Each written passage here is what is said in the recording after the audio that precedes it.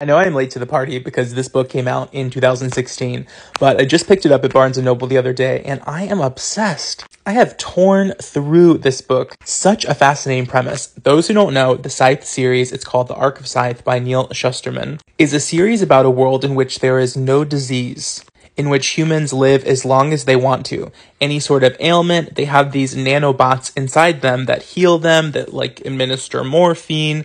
They basically can down age themselves to however much they want to take off. So people will go through a whole lifespan and then they'll just go do their genetic aging thing and then go back to 21 or whatever they want. And because everything's just totally settled in this world, they have these beings called scythes that basically determine who does not get to live.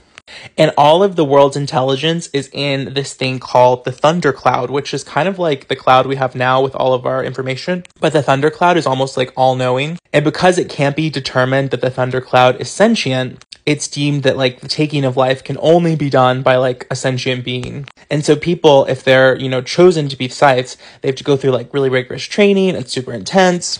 And then it's this super honored position in society where you never have to pay for anything, where you're kind of above the law. But you also have the horrible, moral obligation for the rest of your days of deciding who lives and who dies. But you have to do it based on all these different specifications that the scythes live by. It's just such an interesting premise, and I think Neal Shusterman really knocks it out of the park. I'm only about halfway through book one, and I am absolutely hooked. I already ordered the other books online. I can't wait to read it. I would love to connect with other fans of this series because I think it's so interesting. So let me know if you've read it. If you're a fan, I would love to know.